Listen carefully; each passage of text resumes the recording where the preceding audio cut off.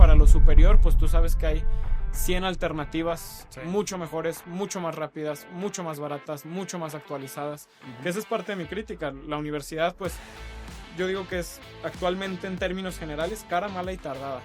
Que para muchos es muy ofensivo, ¿no? Y a mí también me ofendería que después de pagar $1,000,000 y caer en cuenta que la carrera no me sirvió de mucho, pero por la misma vergüenza no atreverme a reconocerlo al mundo. El futuro es el capital intelectual. O sea, ya no es la empresa que manufactura. Ahorita hablábamos de Alex Ruelas y él habla de eso completamente. O sea, el que manufactura ahorita, y lo estamos viendo con lo que está pasando con Trump y todo eso, o sea, estamos tratando de regresar a eso, pero el futuro es el capital intelectual, es lo que piensas. Y gastamos más en hacer que en pensar. O invertimos más en hacer que en pensar. Y el valor agregado ya no está en hacer. Ya no está. Que vamos a tener que estar constantemente, tú hablabas de un cambio de carrera. Pero dice, constantemente dentro de la misma industria puedes estar brincando en qué es lo que está generando valor agregado, ¿no? Y hablaban de la pandemia y de empresas que muy ágilmente movían su giro a... Si el valor agregado ahorita está en la cuestión logística, se pasaban ahí. Y empresas que se habían originado en un valor agregado de precio, ¿no? Y eso pues le va a pasar a las organizaciones y nos está pasando a las personas. Hey, muchas gracias por haber llegado hasta aquí a esta parte del video en Diseñados para Trascender Podcast. La verdad es que estamos muy agradecidos. Gracias por seguir viéndonos. Solo queremos pedirte, por favor, si puedes suscribirte al canal, si nos ayudas suscribiéndote, activando el botón de suscripción. Eso nos ayuda a nosotros, pero también nosotros nos compromete contigo para seguir mejorando no solo en calidad de audio y video, sino también en la calidad que vamos a tener con las conversaciones y pláticas con los diferentes invitados o diferentes videos, para poder darte mejores herramientas para poder trascender en la vida, para generar cambios que te permitan hacer en tu vida, para poder no solo mejorar tu entorno, no solo mejorar tu individualidad, sino mejorar la vida de las generaciones que vienen por delante, dejar un legado y dejar huella. Así es que gracias por suscribirte. Y si no te gustó el episodio o algo, pues como quieras suscribirte. Tal vez mañana, pasado, dentro de un mes o un año, algún episodio pueda conjugarse con algo que estés pasando en tu vida y sea un factor de cambio. Así es que muchas gracias y seguimos con el episodio. Bueno, pues estamos en la gira de Guadalajara, aquí en Tierras Tapatías. Y estoy ahorita con un invitado, Diego Alcalá. ¿Cómo estás? Muy bien, ¿y tú? Muchas gracias por la invitación. Gracias, Diego. Ya tenemos tiempo de conocernos. Cuando digo tiempo suena como un chorro, pero fue hace, pues en enero, ¿no? Ahora 4 meses. 3 meses, sí. Y pues gracias por estar aquí. No, al contrario, gracias por invitarme. Hay muchos temas que quiero tocar, ya te lo había comentado hace ratito y todo, pero bueno, empezamos por tu libro, ¿no? Que se llama Anomalía. Yo te decía que le ganaste la idea a un amigo. ¿Por qué? Pero tú, ¿quién mejor que tú que lo cuentes, ¿no? Que digas de qué se trata este libro y cómo nació todo este rollo. Híjole, pues digo, cabe mencionar que esta es la segunda edición. Ya es una mirada un poquito más fresca, actualizados unos puntos de vista. La primera edición me parece que la publiqué hace como 4 años y pues la primera edición es un libro muy visceral. El origen del libro es que yo el día que llego con mi mamá y le digo no voy a estudiar a la universidad porque no hay manera de que yo siga en ese sistema que ya me tenía poco más que cansado, me dijo, pues hazme una lista de razones. Y le hice la lista de razones y me dijo, bueno, si eso lo haces un libro y me das el gusto de hacer un libro, pues ya digamos que te perdono el gusto que no me vas a dar de ir a tu fiesta de graduación, ¿no? Entonces, que tienes ahorita 23 años. Ahorita tengo 23 años. Habría sido cercano a esta fecha. Ajá. El libro lo publiqué me parece que a los 18 o 19. 18, 19. Y mi graduación hubiera sido cercano a esta fecha. Sí, más o menos. Y no estás ahorita probablemente, ¿verdad? Seguramente no. Bueno, diles de qué se trata para empezar con el tema. Pues el libro es una crítica al sistema educativo. Te digo, la primera edición es sumamente visceral, desde el enojo. No te diría que ese enojo se ha perdido, simplemente le he agregado más componentes. Te comentaba que entre más se profundizado en el tema, pues es muy fácil que la crítica al sistema educativo después se convierta en una crítica social, y la descomposición y digamos que cómo se han despegado los puntos o se han alejado, pues tiene que ver mucho también con dinámicas sociales, familiares, valores que perseguimos como sociedad, cómo medimos el éxito en las personas. O sea, no se acaba. Por eso los 2 libros son preguntas constantes, porque no hay respuestas fáciles. Me molestaba mucho cuando me decían con el primer libro, es que no propones nada. Y bueno, ¿por qué tendría que proponer algo si lo primero que quiero hacer es tirar un baldazo de agua fría sobre una realidad que sabemos, pero no queremos reconocer, porque desde el primer libro nadie nunca me dijo, nadie, cero personas me dijeron, no estoy de acuerdo contigo, creo que el sistema está Sí, claro. tan bien como puede estar y no le cambiaría nada. No, al contrario, todo el mundo, maestros, padres de familia y alumnos me decían, estoy de acuerdo contigo. Entonces empieza a levantar otra queja en mí, que es por qué no hacemos nada, ¿no?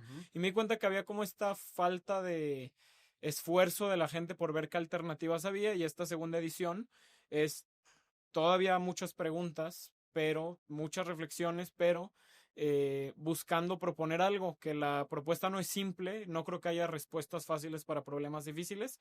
La propuesta es probemos las alternativas. Lo único que sí tengo certeza hoy en día, aunque no te sabría yo explicar el sistema educativo ideal, lo que sí te sé decir es que ya hay una distribución del conocimiento y del aprendizaje, y entonces explotemos esa distribución y quitémosle el monopolio a las universidades, porque sí, lo que mantengo creo que más vigente es mi molestia contra la parte educativa, sobre todo en el sistema superior, que pues sigue siendo muy elitista, como lo es nuestro país, como lo es nuestro continente, y también podríamos decir que como lo es el mundo, y es parte de las cosas que tenemos que romper.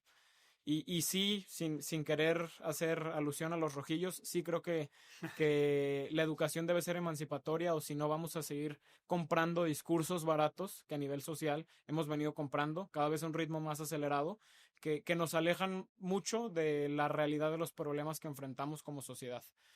¿De dónde sale esto de, o sea, no es normal, no sé si natural, pero no es normal que un chavo de 18, 17, 18 años se dé cuenta de algo así? Generalmente sigues, y te lo digo yo porque yo así fue, y yo creo que muchos, a lo mejor los que nos escuchan que tienen mi edad, de veintitantos años, nada, no es cierto, pero que caímos en eso, o sea, y que seguimos porque, pues tengo que seguir de la prepa, sigue la universidad, y de la universidad sigue un trabajo, y del trabajo, o sea, no pensamos ni siquiera en un emprendimiento, en ser empresarios, no pensamos en otra cosa más que en tener la universidad y de ahí lo que sigue, ¿no? Y de dónde sale esa conciencia de decir, este sistema de la educación está mal. Pues hay un episodio en mi vida que te lo voy a resumir. Yo en sexto de primaria gano el concurso de matemáticas de la SEP, primero el de la escuela, luego el de la zona, luego me voy al regional y luego fui a un nacional, o no recuerdo qué era exactamente, pero pseudo importante ese concurso. Y bueno, yo me sentía muy, muy listo en ese momento, me sentía brillante, me sentía que ya de ahí en adelante Harvard se iba a pelear por mí, porque pues tenía 10, salí en la primaria con 10, muy buenas calificaciones. O sea, la parte académica siempre me pareció sencilla, o digamos que conforme a mis aptitudes era muy fácil navegarla.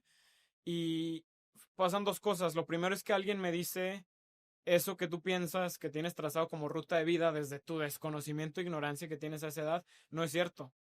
O sea, me dijo, a nadie le importa tus calificaciones. Okay. Y fue el primer baldazo de agua fría de sí es cierto. Y me metí un poquito a investigar, y pues sí, me empecé a dar cuenta por googlearlo que sí había una desconexión entre lo que el mundo académico decía y lo que el mundo profesional, laboral, o las competencias reales que estaba demandando el mercado en ese momento, ¿no? Entonces fue como el primer desencanto. Y el segundo desencanto que tuve es que yo, eso fue en sexto de primaria, me iba a ir a otra secundaria, me ofrecen beca en la escuela en la que estaba por temas académicos, y todo con la intención de en secundaria volver a repetir el proceso de ir al concurso de matemáticas y bueno, otra vez buscar un buen resultado en representación de la escuela.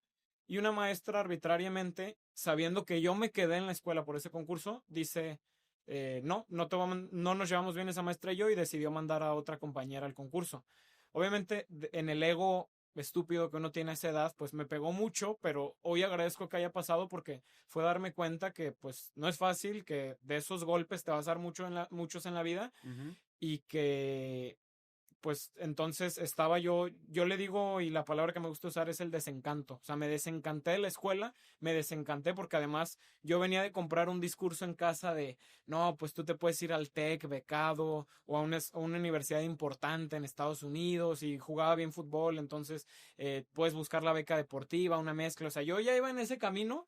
Y esos dos episodios, que son muy, muy breves y muy sencillos, en ese momento era como que mi imaginación de lo que iba a ser el futuro se cayó. Y ahí surge mi enojo y empecé con la típica nota de estudio demuestra que solo la tarea de matemáticas da resultados. Y literalmente esa fue la primera nota de la que tengo memoria y una cosa me llevó a la otra y bueno, muchas lecturas, e incluso terminé leyendo La carta a los niños de Ralph Ratzinger, que se me hace muy curioso. Eso, vamos a tocar esos temas, pero reactivó mi fe porque dije, no, no puede ser que este señor hable de esto. O sea, parece que alguien vino del futuro a hablarle porque yo estoy seguro que hoy vuelves a leer La carta a los niños y es un tema vigente y es una crítica social adelantada a 100 años, ¿no? Sobre lo que estamos haciendo con los niños, que me desvié un poquito del tema, pero lo que te quiero decir es que profundicé tanto en la educación que dije, esto está muy mal. Y ahí empieza el enojo. Pero vamos a dividir el sistema educativo que tenemos actualmente, que es kinder, primaria, secundaria, preparatoria, o al menos en México, ¿verdad? Sí. En diferentes partes de Latinoamérica o de Estados Unidos se llaman diferente, pero es muy similar, bachiller, high school, sí. High school, todo eso. Entonces, hasta en alguno de esos grados, ¿estás de acuerdo cómo se lleva hoy o no? Hasta... ¿Es necesario no diría cómo que se lleva de acuerdo ahorita? En cómo se lleva. Ajá. Diría que el componente más necesario de la escuela como hoy la conocemos es la parte de la dinámica social. Claro que el niño tiene que salir de su núcleo e irse a enfrentarse a otros entornos, que además hoy incluso es sumamente cuestionable el cómo las escuelas cuidan esos entornos. Y bueno, ahí está la serie de adolescencia que no está tan despegada de la realidad. Eso no es una caricaturización, eso de los bullies y la dinámica que hay en la escuela está tan cerca de la realidad. Y te lo digo yo que hace pocos años estuve y me tocó ir a la escuela en la era de redes sociales y eso existe. Entonces, lo que te quiero decir es que lo único que estoy de acuerdo es la parte de relacionarte con otros. La parte de, pues sí, la convivencia con otros. No, por muchas razones no me gustan las escuelas de un solo sexo. O sea, no estaría de acuerdo en lo limitada o no tan limitada que haya sido mi investigación. También genera eso sus problemas. Entonces, hoy diría lo que podemos mantener es, pues, entornos donde gente de la misma edad convive, ¿no?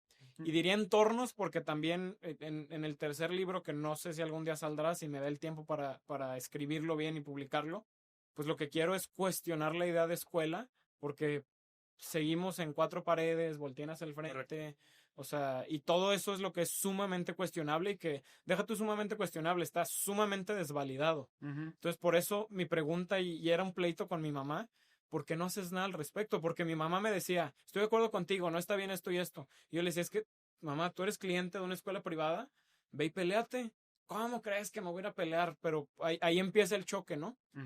Y bueno, respondiéndote es lo que te diría, o sea, ¿crees que lo único que tenemos que mantener es la convivencia? Bueno, fíjate, ahorita se me está ocurriendo, ¿crees como una buena alternativa el homeschool? No me encanta. No me encanta porque justamente pierdes uno de los pocos componentes valiosos que hay en las escuelas, que es la interacción. La interacción. Sí, porque digo, yo sé que tú tienes mucho contexto de desarrollo y pues tú sabes que es muy importante, sobre todo a esas edades, el tener choque y tus primeras frustraciones y que alguien te insulte y tener, o sea, todo eso. Llamémoslo así, bullying sano, ¿no? Bullying sano, oye, le dije esto a mi amigo, lo herí y darte cuenta desde eso. O sea, yo ahorita veo hacia atrás muchas cosas que imposible que yo hubiera caído en muchos 20s si no hubiera sido oye, pues este es mi amigo, me di cuenta que lo estimo, o sea, el querer a una persona es de mi mismo sexo, no es que me guste, o sea, pero lo quiero como amigo, o sea, muchas emociones que hoy sé ponerles palabras que te encuentras en la secundaria, en la preparatoria, en la primaria, que son necesarias y que en homeschooling tiene sus problemas. O sea, el homeschooling habría que complementarlo. Es que todas las alternativas que hay hoy en día no están completas. Hay que complementarlas. Lo que sí es que está tan mal lo que tenemos para ofrecer hoy en día que casi cualquier alternativa es válida y te aseguraría que probablemente va a tener una mejor proyección que lo que tenemos hoy en día como lo hemos mantenido. ¿Quién sabe si hay alguna correcta? O sea, o alguna mejor. Yo estoy seguro que hay muchas mejores y sí creo que la solución entra como por etapas. O sea, yo sí diría que para lo superior, pues tú sabes que hay 100 alternativas mucho mejores, mucho más rápidas, mucho más baratas, mucho más actualizadas. Que esa es parte de mi crítica. La universidad, pues, yo digo que es actualmente en términos generales cara, mala y tardada. Que para muchos es muy ofensivo, ¿no? Y a mí también me ofendería que después de pagar $1,000,000 y caer en cuenta que la carrera no me sirvió de mucho, pero por la misma vergüenza no atreverme a reconocerlo al mundo, pues que alguien llegue y me diga, sí, es cara, mala y tardada, pues es es el choque, ¿no? Pero Sí. pues es cara en términos del costo, no tiene una correlación con lo que después eso me va a retribuir en el mercado laboral. Es mala porque el contenido está desactualizado, porque no me quiero meter con los maestros porque les tengo mucho respeto y creo que es una figura que tenemos que reanimar al contrario de tumbar, pero por lo general los maestros, pues contra lo que les pagan, contra los incentivos que tienen, no hay un buen desempeño, además de que están muy limitados a nivel sistémico y demás.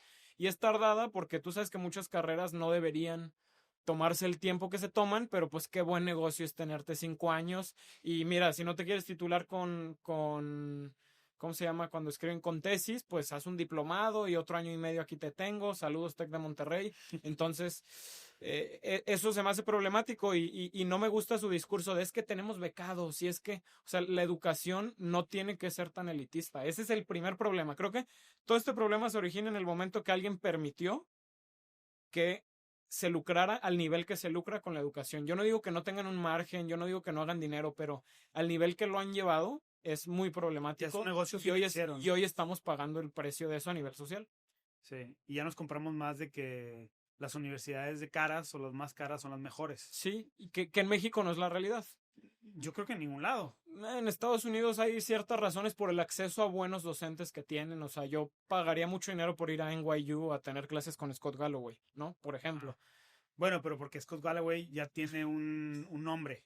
Sí, ¿Me explico? sí, Y sí. habla mucho de finanzas, habla mucho, digo, el que no conozca a Scott Galloway, güey, búsquelo, tiene ya últimamente muchos podcasts. Muy recomendado. Muy recomendado. Habla sobre masculinidad, o sea, toca muchos Sí, sí, temas. un gran personaje. Sí, sí, o sea, la verdad está muy completo. Pero otros temas como Harvard, yo conozco muchos que quiero entrevistar aquí.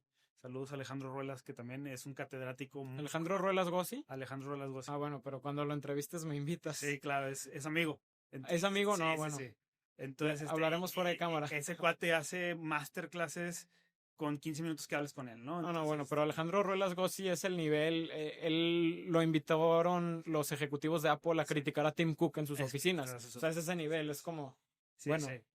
Sí, one in a billion, ¿estás de acuerdo? Exacto, ese es el otro lado de la parte académica donde dices, ¿qué rollo? O sea, él inventó, él no inventó, sino que él fue parte de la creación de los construramas en Cemex, de muchas otras cosas en Sí, muchas empresas. su teoría Thinking Jobs Ajá, y la orquestación. orquestación de todo valor, eso, sí. exactamente. Entonces es un cuate, Secuestrar en tu red de sí, valor. es un Sí, cuate impresionante, ¿no? Entonces, pues es el académico de Harvard hispanohablante con más papers publicados, ¿no? con más él fue, no sé si todavía sea, pero él fue, es que fui mi roommate un mes, vivió en mi casa de mis Órale. papás pues un mes, y y te mando un saludo, Alex, y él era el que decía quién sí iba y quién no iba a Harvard de los mexicanos. O sea, él Ok. decidía, o sea, él tenía ese poder de decisión para Harvard. Pero bueno, nos estamos desviando lo Sí, que voy. sí. ¿Tú hasta dónde llegaste? Terminé la prepa. Terminaste la prepa. Sí. ¿Prepa privada? ¿Prepa abierta? Prepa privada los primeros 2 años me corren, me hicieron un gran favor. Y ¿Por qué te corren? porque no presenté dos extraordinarios. O sea, yo por este historial académico que tenía, Ajá. dije, iba a una escuela privada pequeña y dije, no me van a correr. Y, o sea, muy arrogantemente de mi parte dije, no me van a correr, si no me presento, me fui de vacaciones, regreso y me dijeron, estás expulsado. Y el reglamento decía, si no te presentas a los extraordinarios, es causa de baja definitiva. Yo juré que no iba a pasar, pasó, y bueno. Pero eso lo hiciste adrede porque ya traías la conciencia de que Pues yo creo no que querías inconscientemente no soy tan fan de esta idea de tu subconsciente. escuela. Sí, ajá. No las compro tanto esas, pero sí Pero ya te diría. estaba valiendo. Sí, claro. O sea, Claro. ya venía. Ah, no, yo iba a la escuela a todo menos a la escuela. Yo vendía tareas, vendía proyectos. O sea, yo iba a trabajar. Yo literalmente veía como, ya voy a trabajar, voy a ir a hacer tareas, proyectos, y hacía todos menos los míos. Creo que es la primera vez que públicamente cuento eso de que vendía tareas y proyectos. Pero eso iba. Para Era eso es este podcast. un gran negocio, ¿eh? O sea, Ajá, sí, claro, claro. Oye, a ver, es que está bien interesante porque te lo digo como papá, ¿no? Ya te tocará si quieres ser papá o no. Pero como papá, a lo mejor el miedo que tiene un padre, es de que, bueno, terminas la prepa, me dice mi hija, en este caso no quiere estudiar. A lo mejor el miedo que tenemos como papás es, pues, ¿qué vas a hacer? ¿No? O sea, de holgazán no te quiero. totalmente. 18 años, ¿quién te va a contratar con esta sociedad donde vivimos, donde a lo mejor vas a entrar de lo que sea, a trabajar donde sea, porque siempre pensamos es dónde vas a entrar a trabajar, Sí. no pensamos en qué negocio vas a hacer y no sé qué. Y también tienes que conocer, creo que esa parte hay que trabajarlo nosotros como padres, de conocer más a nuestros hijos para impulsarlos, porque la holgazanería, si quieres llamarlo así, o la flojera, no viene gratis, o sea, viene por falta a lo mejor de identidad, falta de propósito, etcétera, de herramientas, y eso nos corresponde también a los papás entregarlas. Pero ¿qué empiezas a hacer después de tu graduación o de tu terminar la prepa? Que es, no voy a ser holgazán. Y es donde, que ahorita vamos a dónde estás ahorita, ¿verdad? Que son 5 años después. Sí, digo, son varias cosas que se me vienen a la cabeza. Lo primero es que pues tú estás dando por hecho que ojalá no sea el caso, pero tú estás dando por hecho que tu hija va a recibir la misma mala educación que hoy sigue existiendo. O sea, yo les digo a muchos con hijos como de la de tu edad, o sea, debajo de los 10 años, les diría, ojalá para la edad que sean aspirantes a lo que sería hoy la universidad, ya hayamos destrozado por completo ese sistema, y uso esas palabras, destrozado, porque es que México va a seguir como sigue si solo el 8% de la gente se titula. O sea, sigue siendo un problema. Según la fuente que consultes, 8, 12, 15. O sea, la fuente que le digas es muy baja. Y bueno, y luego te vas a la tasa de quién usa ese título y aquí nos ponemos a llorar todos, ¿no? Pero entonces, primero, yo no daría por hecho, y ojalá no sea el caso, que va a seguir recibiendo la misma mala educación, poco personalizada, poco actualizada, porque si hoy dijéramos, oye, hoy hay un cambio de switch en la educación y tu hija va a empezar a recibir, que hoy tenemos las herramientas para hacerlo, educación hiper personalizada, un acompañamiento muy distinto, no un tema general, la van a dejar de dividir y segmentar según su edad y a todos lo mismo y a todos la misma información y háganle como quieran. Entonces, si eso cambiara, pues va a llegar a esa edad con otra claridad. Si llegara en el mundo actual, o sea, vamos a suponer que es el caso contrario, el caso malo, donde pues le dieron la misma educación o escolaridad, que luego a muchos académicos les gusta cambiar la palabra porque dicen que incluso lo de hoy en día ya no es educación, sino que es escolaridad, que ese es otro tema al que nos podemos ir, ¿no? Sí. Pero en ese sentido te diría, si ese fuera el caso, pues te diría, bendito momento en el que está tu hija, porque hay tantas alternativas tan buenas que justamente van a ir a apelar a este tema de más velocidad, de más aplicación, de ser hiper personalizadas o personalizadas.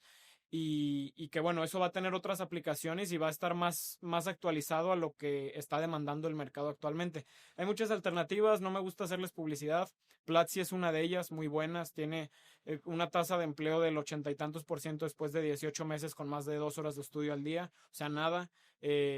Han democratizado mucho los temas de tecnología y programación para toda Latinoamérica, muchísimos casos de éxito. No es perfecta, tiene cosas que mejorar, no la tiene todo el mundo. También sé que no todo el mundo tiene computadora y no tiene internet, pero por ejemplo en el caso de tu hija, pues doy por hecho que tiene acceso a una computadora e internet y está en otra situación donde puede aprovechar esa y decenas más de alternativas que hay, que es la invitación que hago en el libro. O sea, es tan malo lo que hay hoy en día que probemos las alternativas. O sea, porque la contraparte es 5 años de incertidumbre, de crisis existencial, de cambio de carrera, de no me gustó, cámbiame de universidad, no aprendí nada, y de ahí puedes seguir adelante con los problemas. Hoy muchos empresarios, que tú convives con muchos, dicen, yo no contrato recién egresados sin experiencia laboral. O sea, está tan roto la otra parte que dices, no hombre, es que parece una mala idea no probar las alternativas. Eso es lo segundo que te diría. A ver, pero ¿tú qué hiciste? O sea, porque sí, o sea, te gradúas, empiezas, pero ¿cuál fue tu primer paso? ¿Ya convenciste a tu mamá? ¿Ya sacas tu libro? Empezar a hacer prácticas en lugares. Yo lo único que sabía es que me gustaba mucho el tema de negocios, de emprendimiento, pero también entré en un momento como de mucha humildad que años anteriores no tuve, de decir, no sé nada, a nadie le importa, y yo decía, estoy en el mismo terreno que si ya tuviera el título. A nadie le importa mi título, no tengo competencias, o sea, y va a sonar muy mal para mis pares titulados, pero yo decía, es que yo estoy en la misma situación que estaría con un título, nada más estoy con 5 años de ventaja. Y lo que me sirvió también mucho es que mi mamá me dijo, lo único que te voy a dar es, la única regla que te voy a poner es que no vuelves a recibir un peso mío. Entonces me obligó a, pues, incluso la salida al cine, así fueran 100 pesos, pues hay que buscarlos, ¿no? Que eso me sirvió mucho porque sí digo, no porque tú metas a tu hija a la universidad no va a ser holgazán. Hay mucho holgazán en la universidad, muchísimos. Claro, te diría que un porcentaje muy alto. A eso voy, exactamente. Entonces, por eso también decir, es que si no vas a la universidad estás holgazaneando, pues bueno, no des por hecho que ir a la universidad ya es dejar de holgazanear. Muchos papás se toman esa pastilla de placebo de, es que ya está estudiando. Es llenar el espacio solamente. Llenar el espacio, literalmente. Entonces, lo que yo hice fue, entendiéndome en la misma situación que si tuviera título o no tuviera título, para el tipo de entornos que me gustaban o que llamaban mi atención, empecé a hablar con papás de amigos y empecé a pedir prácticas profesionales. En un plazo de un año hice prácticas profesionales en 3 empresas distintas y así fue como empecé a descubrir en qué soy bueno, en qué no soy bueno, en qué me gusta, qué no. Después, un periodo que trabajé con mi mamá, intenté trabajar con mi mamá, la verdad es que tenemos características muy similares, nos llevamos muy bien, trabajar juntos fue un poquito más complicado. Te entiendo. Y cayó la pandemia. Ok. Cae la pandemia y yo ahí me metí un poquito más a un entorno de emprendimiento porque se me presenta una oportunidad con un grupo hacer una compra hostil de un negocio. Y digamos que muy rápido pasé de practicante a, pues ahora sí, juégale, y lo digo así porque no sabía nada y fui aprendiendo en el camino, juégale al empresario. Porque pues compras un negocio estresado, una compra hostil, pero revive un negocio que ya tiene una dinámica, que ya tiene proveedores, que ya tiene clientes, que ya tiene una marca, y bueno, esa fue mi escuela. Okay. Y me empecé a topar pues con lo que quieras, que te roban, que se saltan al negocio, que no se presentó el de la línea de producción, que el proveedor no paga, que le debes tú a un proveedor, perdón, que el cliente no paga, que le debes tú a un proveedor, pero pues o pagas la nómina o le pagas al proveedor, y empecé a tener muchas vivencias que pues hoy son mi escuela. Fíjate que va muy de la mano con lo que yo escribo en mi libro, un poquito en la parte de propósito. Porque si no experimentas, no sabes bien ni para qué eres bueno, ni para qué. O sea, ¿tocas algún instrumento? No. Pero juegas fútbol. Sí. Te encanta. Empezaste Me encanta. desde chiquito. ¿Alguna vez jugaste béisbol? No. ¿Cómo sabes si eres bueno para béisbol o no? No sé. No experimentaste. No, no te estoy diciendo que estés mal, me explico, pero es... Intenté en el piano, pero soy muy torpe con... Pero te diste cuenta. Me di cuenta. O sea, te diste cuenta que no va por ahí, me explico, o sea... Que me iba a costar mucho trabajo. Que te iba a costar mucho trabajo, sin embargo el fútbol se te da. A mí el fútbol me gustaba mucho, pero no tenía el físico para el fútbol, y vi que era bueno para el fútbol, pero para aficionado, no para otra cosa. Sin embargo, la música se me da más. O sea, toco, entre comillas, piano, guitarra, y el bajo me fascina. Entonces, te fijas la diferencia, y cada quien buscó en la experimentación eso.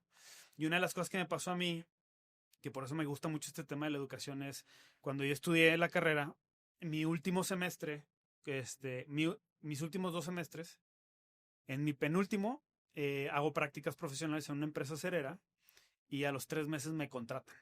O sea, me dicen, te vamos a contratar. Entonces, ¿qué estudiante no quiere? O sea, tú sales para que te contraten, porque para eso te educan, ¿verdad? Para que te contraten. Entonces, imagínate yo decir no hasta que me gradúe. Obviamente les dije que sí, ¿verdad? Nada más que les dije, me quiero graduar. Fíjate. Entonces, me dieron chances de salir un poco más temprano de la empresa, en el horario regular, iba, y el último semestre lo hice en 2. Entonces, yo salí con trabajo. Ya tenía 1 año de experiencia graduándome en eso. Pero me di cuenta en ese año de experiencia y lo voy a decir, que los 4 años no me sirvieron de nada. O sea, esos 4 años de ingeniería antes, no, o sea, sí me sirvieron para cosas matemáticas y los aplicaba de una cierta forma u otra, pero el 80% de lo que hacía lo aprendí en el trabajo. Y te diste cuenta que esos años no eran imprescindibles. Exactamente. Ese es el... Eran prescindibles para que me contrataran. ¿Sí me explico? Porque la empresa no contrataba gente que no fuera ingenieros en el puesto que a mí me dieron. ¿Sí me explico? Entonces, si yo no hubiera estudiado, no me hubieran dado, aunque hubiera tenido el conocimiento, no me lo hubieran dado. Pero me dio la entrada porque estaba estudiando y porque me faltaba un semestre y todo eso.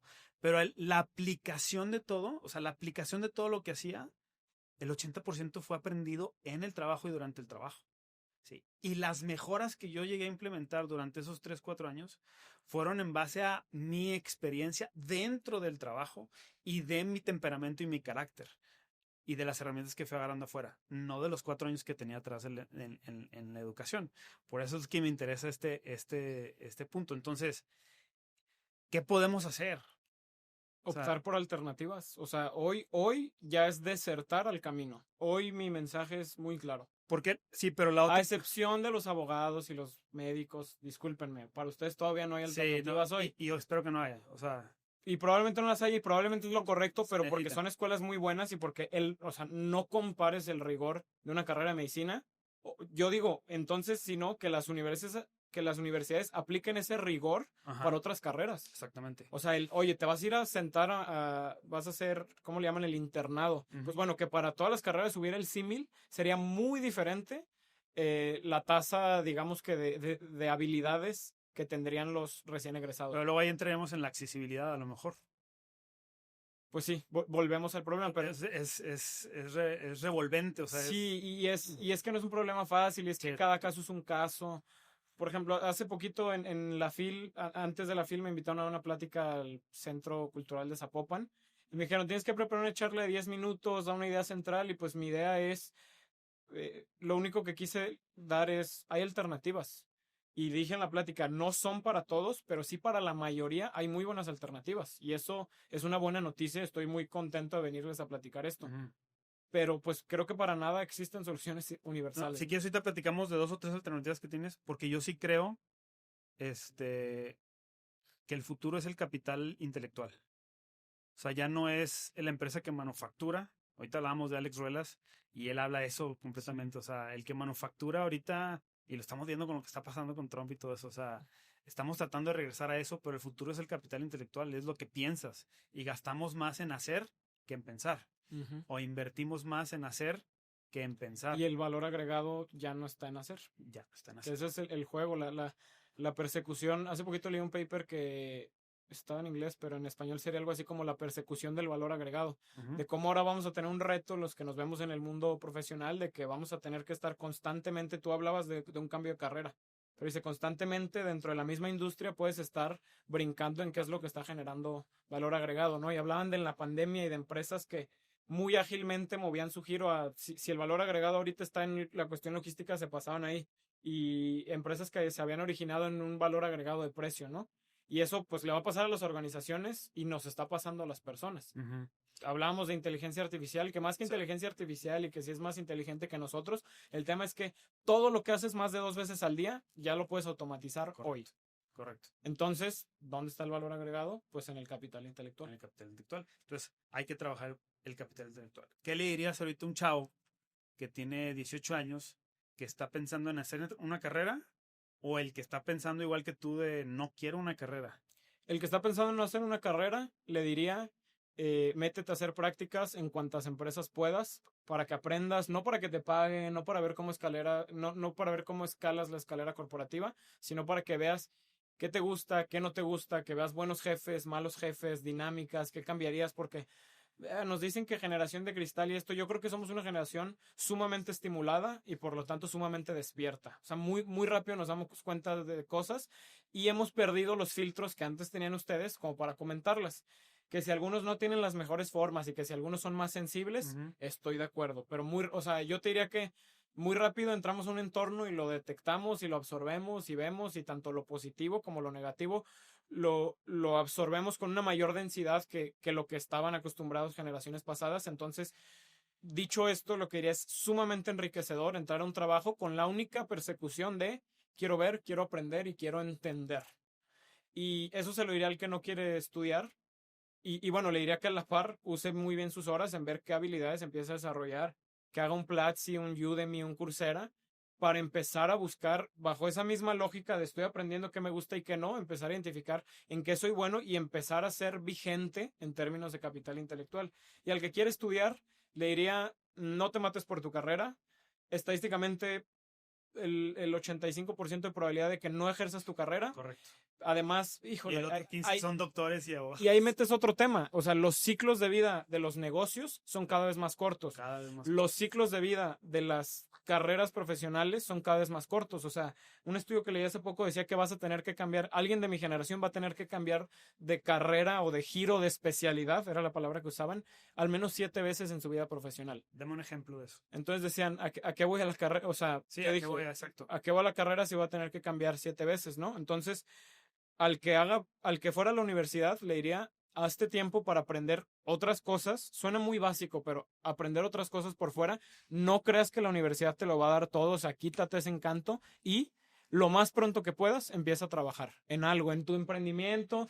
Ve y dale en la torre tus 200,000 pesos que ahorraste en tu año sabático, en tu emprendimiento, en tu tienda de gorras, lo que quieras, pero vas a aprender muchísimo. O sea, yo sí creo que hoy tenemos una aversión a que todo nos salga bien cuando cuánto valor no tendría, o sea, casi que el gobierno le diera 100,000 pesos a cada ser humano de 18 años para que intente emprender en lo que quieras, dales en la torre y aprende algo, ¿no? Claro. Que bueno, eso habría que meter muchos supuestos. Yo no digo que todos deben ser emprendedores, pero sería curioso que todos tuvieran ese ejercicio, ¿no? O sea, a veces pienso en esas cosas muy utópicas, pero pues que van como al cómo buscamos algo diferente, ¿no?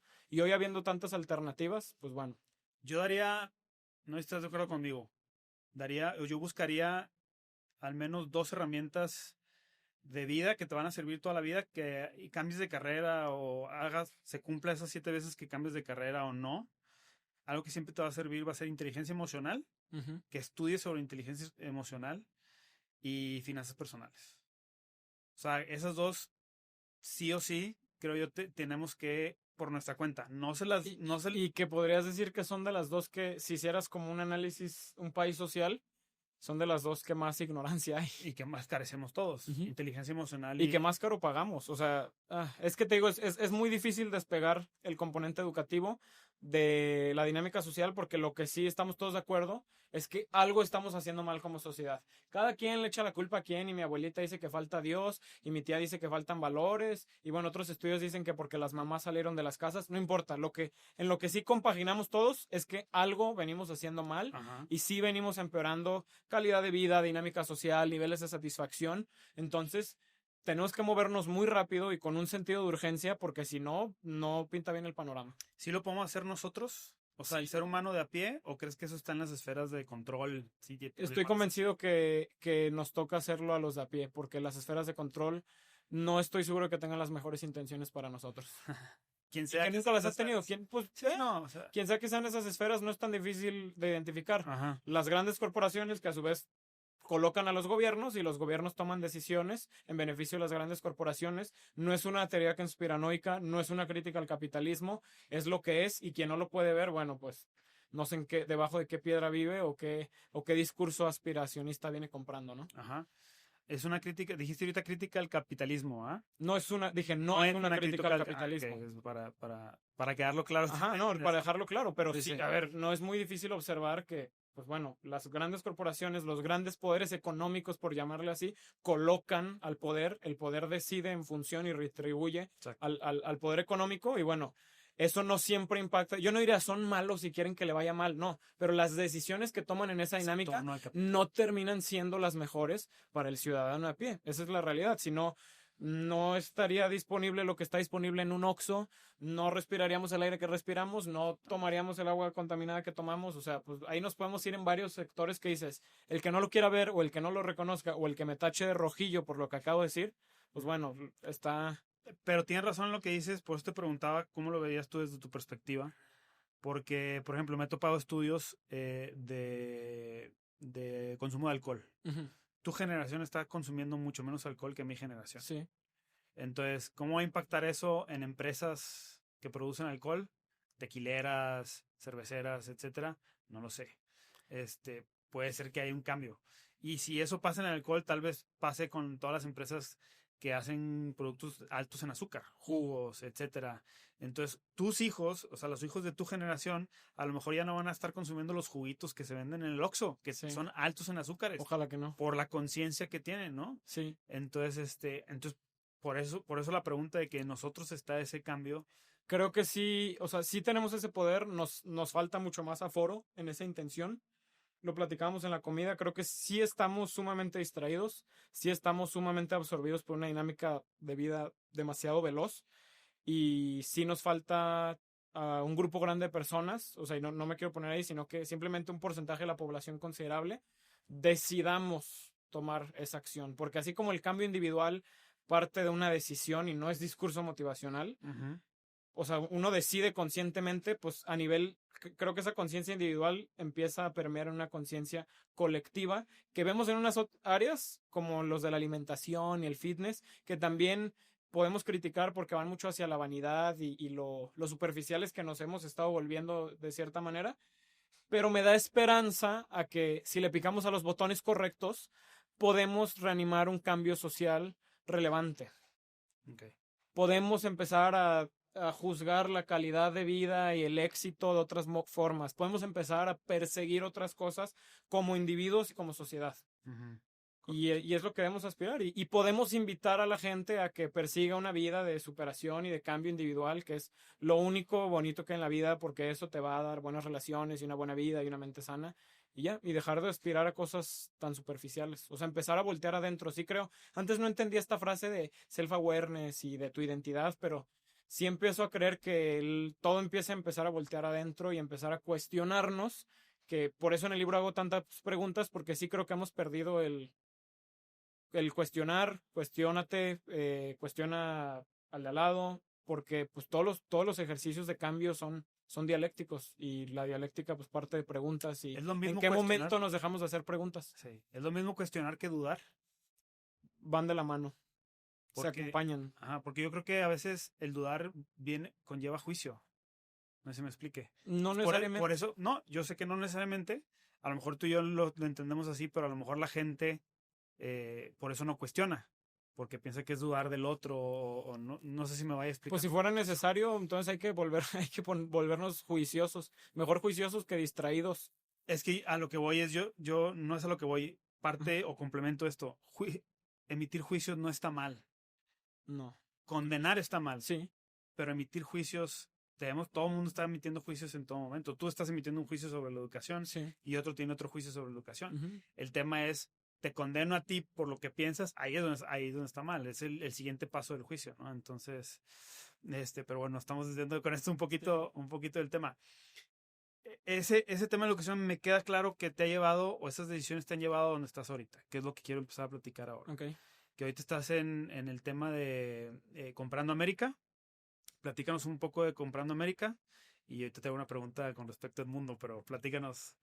Ok, pues Comprando América es un proyecto que nace justamente hace un año. El proyecto surge, te voy a contar una breve historia. Estábamos representando, bueno, Edmundo tenía un grupo de aproximadamente 14 inversionistas detrás, interesados en comprar un grupo de franquicias en Estados Unidos. Edmundo se acerca conmigo para ayudarle a la parte de estructurar eso, porque yo después de True Organics, que fue la fábrica que compramos hostilmente, salgo. Empezó a agarrar un background un poquito en tema de fondos dedicados a activos alternativos. Y bueno, hago un poco de escuela en cuanto al inversionista, ¿no? Yo siempre fui muy cargado, no soy el actuario, no soy tampoco el que opera la inversión, sino que muy cargado a entender qué busca el inversionista, los perfiles que hay. Siempre me llamó mucho la atención como la variación que hay en el mundo de los inversionistas, ¿no? Uh-huh.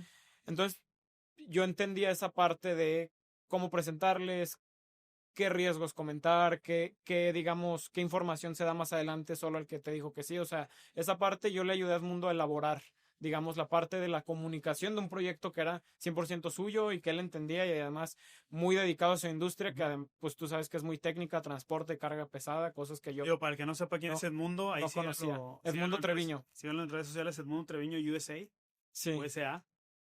Que es muy dedicado al transporte en Estados Unidos y todo eso, pero que está ahorita en la parte de Comprando América, que es como hacer negocios en Estados Unidos.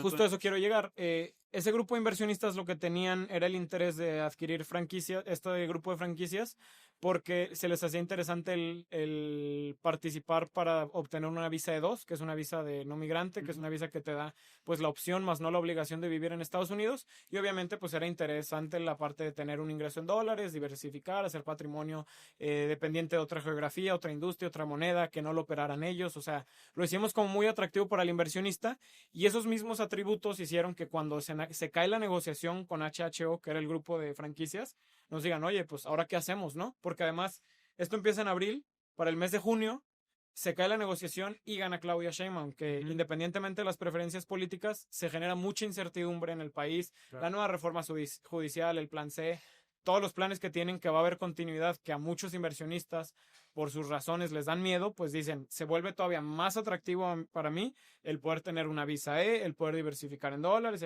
todo lo que ya comentamos, ¿no? Entonces, nosotros para el mes de julio vamos a Dallas a un curso de una persona que se llama Kyle Malen, que Kyle Malen es otro speaker muy parecido a Walker Dibble, muy parecido a Cody Sánchez, que son los referentes grandes del tema de compra de negocios en Estados Unidos para gente de a pie. Así le vamos a llamar porque, bueno, está la parte los megacorporativos que se compran entre 100 billones y la compra de negocios en gente a pie. Sí, Cody, por ejemplo, hace mucho de que puede ser financieramente libre comprando un laundromat, una lavandería. Sí. Y así cosas muy sencillas que finalmente es un negocio, ¿no? Y que puede tener, o que sí aspira el grueso de la población a tener. Ajá. Y adquirir, y que bueno, existen los mecanismos, y Estados Unidos, por lo sofisticado que es el mercado, hay muchas maneras de hacerlo, que no es el foco de la conversación. Pero en esa visita en Dallas nos percatamos pues primero del tamaño y después de la profundidad de la oportunidad, que lo podemos reducir a que nos dimos cuenta que de los millones de negocios que había en venta, según la fuente que consultes, aproximadamente el 70% de ellos no encontraban comprador.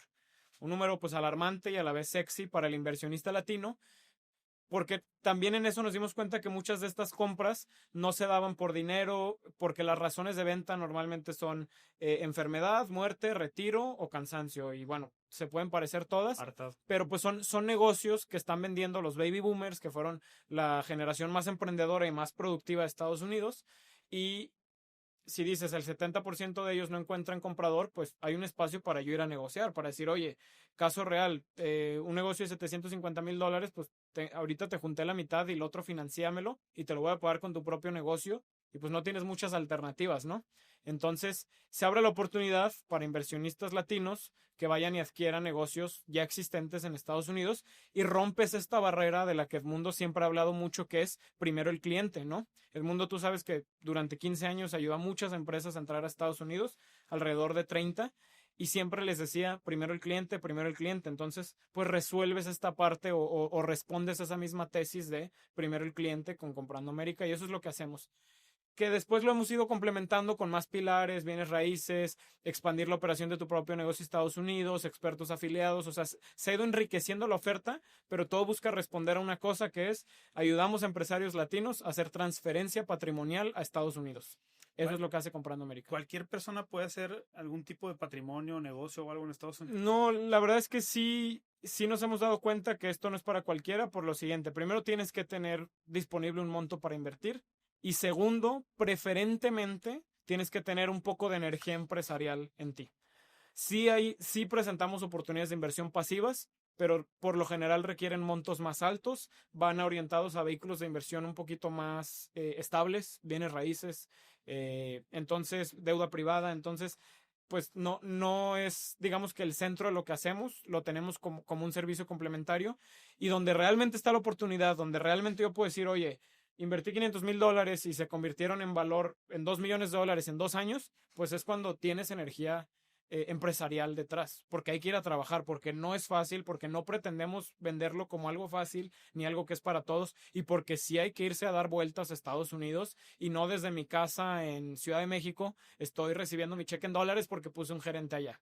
Es un negocio más, y es como si abrieras una oficina en un estado en el que no estás, pues va a haber que ir, va a haber que cuidar el negocio, va a haber que instalar sistemas, pero la oportunidad está en que estos negocios por lo general se venden en múltiplos muy bajos y tienen una oportunidad inmensa de mejora, porque como lo dije, son negocios que eran de baby boomers. Hemos encontrado negocios que la contabilidad la llevaban en cuadernos, que los precios no se han actualizado en 12 años. Entonces tú entras, y desde el momento que tú entras con tu energía empresarial, que es lo que no tiene el dueño anterior, pues haces muchos cambios que son lo que verdaderamente es la oportunidad que nosotros estamos buscando atacar, y estamos constantemente buscando en nuestros eventos, y tanto digitales como presenciales, más gente que tenga estas 3 características, ¿no? Que busque hacer transferencia patrimonial a Estados Unidos, que tenga energía empresarial para ir a hacer algo más allá, y que disponga de algo de capital para realizar una inversión inicial que acompañe estos primeros 2 principios. ¿Cómo llegas tú? Y estoy tratando de conectar toda tu historia, ¿no? Aunque corta, de 23 años, pero muy enriquecedora, lo cual te felicito. Muchas gracias. Pero conectando esto, ¿cómo llegas con Edmundo? ¿Cómo lo conoces?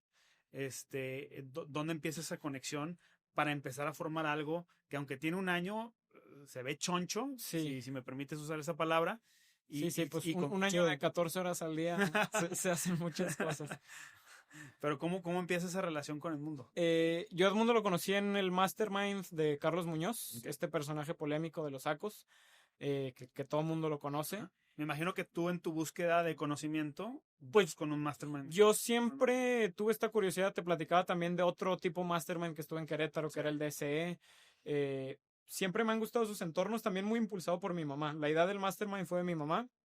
Ella con su empresa entró, yo tenías que sustentar que eras director de una empresa y bueno, en su momento por la fábrica True Organics tenía las credenciales para entrar, me aceptan en el programa y yo pues entro y yo entraba, yo siempre decía, pues yo soy al que más barato le sale porque yo siempre he dicho, pues va a ser muy difícil que aprendan mucho de mí, pero yo puedo aprender mucho de ustedes porque tienen todos los trancazos, toda la experiencia. Claro. Entonces yo entraba muy contento de que iba a absorber muchas cosas y buscaba esos entornos donde encontrara pues gente mayor, ¿no? Entonces, mayor en nivel empresarial, mayor en edad, obviamente, y ahí conozco a Edmundo. De hecho, lo conozco, no recuerdo exactamente, porque fui también su cliente de consultoría de un diagnóstico que me vendió. Okay. Me estoy intentando acordar si fue antes de entrar al Mastermind o ya que había entrado al Mastermind, pero bueno, en alguna etapa de eso. ¿Tú querías hacer negocios en Estados Unidos? Yo quería llevar a la fábrica a vender en Estados Unidos, a penetrar el mercado americano. Okay. Que bueno, ahí fue otra escuela donde, de hecho, esa escuela en su momento escribí el canal es el rey. Que bueno, es una teoría que tengo que no es nada nueva, no es una teoría, simplemente yo digo, pues es una cadena alimenticia, el canal es el Rey León y el manufactura, ¿cómo se diría? El productor, el fabricante, que en su momento era yo, pues ese es el eslabón más pequeño. Y ahí estaba yo siendo pisoteado por la distribuidora, por la comercializadora, por el canal, y entonces pues yo era el chiquito y me pateaban todos y cuando me di cuenta de eso decidí salirme porque dije, este juego no me gusta, no genero valor agregado. En su momento por mantener la fábrica empezamos a maquilar mucho, de nuevo llegaba el discurso, esto no genera valor agregado, ya no estoy aprendiendo y me salgo de la fábrica, pero bueno, con esa fábrica entré al Mastermind y ahí conocí a Edmundo. Y de ahí empieza la conexión, o sea, la relación cliente-proveedor o cliente... Fue primero cliente-proveedor, después lo fui a visitar a Houston porque estábamos haciendo como un estudio de mercado, después empezamos a coincidir en los diferentes eventos que había del Mastermind, hicimos amistad, él muy futbolero, fuimos a alguna semifinal de Copa Oro, me acuerdo muy bien juntos, él tenía sus programas de radio y de televisión y me invitaba y yo siempre pues muy dispuesto y como que siempre fue, pues tú sabes que las relaciones se trabajan y te diría que ambas partes trabajamos la relación, nos veíamos en Monterrey para ver a los Tigres. Y pues en esa coincidencia, digamos que nos manteníamos en contacto. ¿Qué estás haciendo tú? ¿Qué estoy haciendo? Un par de años, muy poco contacto, y un día él me busca para el tema de HHO, de decirme, oye, tengo entendido que tú sabes algo de fondos, ayúdame a hacer un pitch deck, y le dije, pues va. Y al principio yo era como un externo viendo desde afuera, pero poco a poco me fui metiendo y obviamente él siempre ha sido alguien que es mi proyecto, pero te monto y te doy participación y que sea interesante también para ti. Y bueno, pasó de ser eso a ser ahora mi 24/7. ¿Y cómo decides, en qué momento decides decir, ya le voy a dedicar 100% a esto? Yo creo que fue a finales del año pasado, donde me di cuenta, ya cuando estábamos haciendo el evento de Monterrey, que fue en el que nos conocimos, dije, esto me va a absorber cuanto pueda y tengo que dedicarle 24/7 si lo quiero hacer al nivel que me va a demandar, porque además pues mucha responsabilidad, muchos miembros, inversionistas, entonces pues lo decidí porque la situación me lo demandó. Yo desde el principio le comenté a Edmundo, si esto en algún momento me exige ser 24/7 y me retribuye como tal, con mucho gusto. Lo difícil la situación me llevó ahí. Yo la verdad es que el 2020, que fue 24, no tenía tanta claridad de qué hacer. Yo constantemente, te diría que cada 2 años tengo esta crisis de ¿qué más hago? Me aburro muy rápido, entonces ¿qué más hago? Y bueno, esta fue mi respuesta de ¿qué más hago? Creo que esto, por las habilidades que me va a obligar a desarrollar, se va a volver en mi siguiente crisis de esas me va a llegar a lo mejor en 5 o 6 años y no en 2. Pero pues no fue tan difícil porque tú me entenderás, la inercia te lleva ahí. Sí. ¿Cómo terminas ahí? Pues la inercia me trajo aquí. No te lo sé explicar, pero hace sentido. Sí, a veces es consciente una decisión y a veces es inconsciente y te va llevando. Sí, te entiendo perfectamente. Ahora, hay muchos temas. Estábamos platicando hace rato en la comida y podemos abordar muchos temas y todo, pero para el que quiera, el que nos está escuchando ahorita, ya sea un joven, ahí yo le pongo en mi canal. Estas son herramientas generacionales que puede utilizarlas un chavo de 18 o una persona de 80 años, ¿no? ¿qué está pasando ahorita en Estados Unidos? Estamos grabando esto en abril, Sí. va a salir en mayo, pero ¿qué está pasando ahorita en Estados Unidos? Tú estás todavía más empapado de eso. ¿Conviene, no conviene?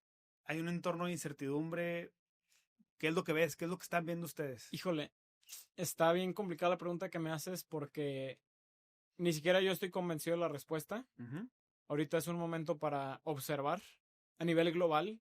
Digo, estamos hace 3 días, McKinsey declaró que estamos con un 60% de posibilidad de llegar a una recesión global este año. Entonces, pues, digamos que se viene sintiendo a nivel global, perdón, estamos pagando la borrachera que nos dimos en la pandemia en cuanto a políticas monetarias. Y sí se viene sintiendo a nivel global le llaman en inglés liquidity strain, o sea, si hay ¿cómo se diría en español? Es que Sí, como una contracción de la liquidez que hay sí, en los mercados. Entonces, Y esto te puede sentir tanto para el comerciante que vende en el mercado, como para el empresario mediano, el grande y demás. Entonces, pues Estados Unidos no es la excepción de tener sus propios problemas. Entra el segundo problema de esta respuesta. Depende a quién le preguntes. Ahí habrá un Diego Rusarín que te diría, no, pues Estados Unidos, imperio en decadencia y bueno, y China. Yo no estoy o sea, entiendo lo que dice y sí, Estados Unidos y todos los países están enfrentando problemas sociales, económicos y culturales muy graves. China incluso tiene los suyos, aunque en la parte económica creo que han tenido un muy buen manejo. Y la verdad es que me es muy complicado intentar interpretar a Trump. Trump está intentando atacar el problema de la deuda de Estados Unidos que ningún presidente se había animado y obviamente decisiones difíciles pues llevan a grandes críticas, ¿no? Claro. Y es las críticas que está recibiendo. Trump como persona, yo no creo que sea el gran negociador que él cree que es, yo no creo que sea el gran empresario que él cree que es, pero le admiro tener los pantalones de enfrentar ciertos problemas y de enfrentar al establishment, como él le decía en su momento en su primer periodo, que sí creo que es una cosa que existe en todos los países, porque esa misma crítica de el deep state existe en Europa, en todos los países, si te fijas. O sea, hay un símil en España se quejan del gasto público, en Alemania, toda la zona euro trae esa dinámica y lo estoy comparando porque se me hace muy curioso y se me hace un fenómeno observar el que, pues un presidente, el que más spotlight tiene en todo el mundo, se ponga a atacar un problema que ya sabíamos que era un problema. O sea, no, desde antes de Biden tú ya sabías que la deuda de Estados Unidos como país era insostenible. Ya sabemos que la deuda de México como país también es insostenible. Y bueno, Morena haciendo sus recaudaciones y creo que en todos los países tenemos problemas de corrupción, de desvío de recursos, de cuánto de lo que se eroga realmente llega. Entonces, pues si te fijas, empieza a ser un cúmulo de problemas que yo creo que Trump está haciendo un Hail Mary y lo único que espero es que no sea tan hostil porque sus decisiones a nivel de comercio global pues van a afectar a todo el mundo. O sea, ¿tú crees que sea un Hail Mary? O sea, literal para los que no saben qué es un Hail Mary, es un Ave María, o sea, es un volado, literal es un volado. O sea, ¿tú crees que sea? Yo me atrevería a decir que las decisiones que está tomando... O sea, que no hay una estrategia detrás. No, es que sí hay una estrategia detrás, pero que tenga una estrategia o un plan y que el plan funcione son dos cosas distintas. Yo le llamo Hail Mary porque creo que su tasa de éxito no está tan alta. O estudiada. Pues más alta que estudiada. O sea, diría yo, es que, a ver, desde la pandemia, todos los economistas serios, bueno, los economistas, no soy fan de los economistas, pero todos los analistas serios te dijeron, vamos a pagar muy caro los platos rotos de este sobreendeudamiento global, de esta manera artificial de revivir a la economía, ¿no? Y bueno, por ahí, si podemos dejar en la descripción el blog que tengo ahí en el ABC, porque hablo de eso de ¿por qué las cosas siguen subiendo? Es que el valor no está subiendo, es que el valor se vuelve relativo. Hay tanta liquidez y la manera más simple de explicar inflación es más dinero persiguiendo la misma cantidad de bienes y servicios. No es que la economía vaya bien, es que obviamente el valor va y se estaciona en algún lado, ¿no? Que es un tema. Entonces, entran tantas señales mezcladas que, pues, una parte de la gente dirá, ¿qué pendejadas está diciendo? Otra parte de la gente dirá, tiene toda la razón. Y otra parte de la gente dirá, no sabe de lo que está hablando. Y pues sí, o sea, es que lo que quiero decir es que es muy difícil analizar tantos componentes que se cruzan. Por eso no sé qué pensar. O sea, yo lo que te diría es que seguimos viendo entradas de dinero, seguimos viendo gente interesada en estacionar su patrimonio y en estacionarse en activos de Estados Unidos. Si a Estados Unidos le va mal, a la economía global le va a ir mal.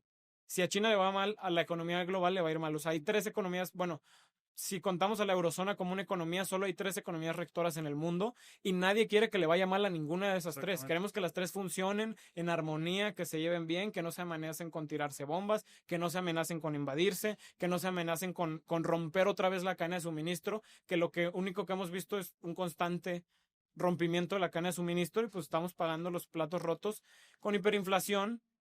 Y la hiperinflación tiene que ver también con la aparición de tanto dinero mágico. Tú busca la gente en internet la gráfica de dinero disponible a nivel global y pues tú ves después del 2010 cómo hace esto.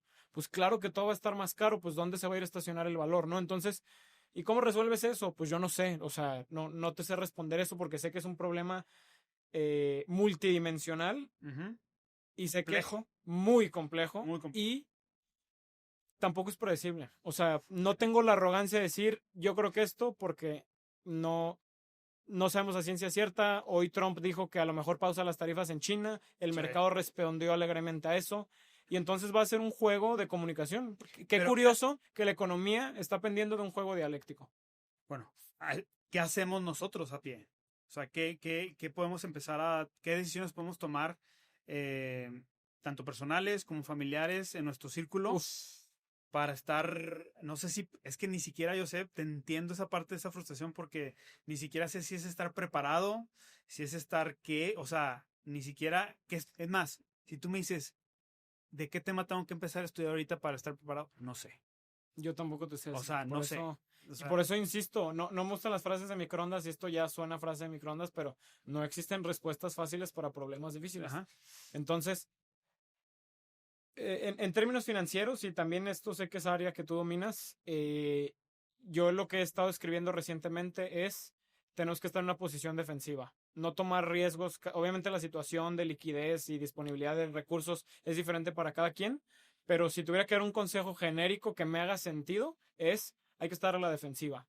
Hay que cuidar bien los riesgos, hay que ver muy bien. Hoy me empiezan a caer bien los asesores patrimoniales que dicen es que tienes que estar diversificado en geografía, en divisa, en industria, en ciclo de mercado. Bueno, hoy es el momento de hacer eso.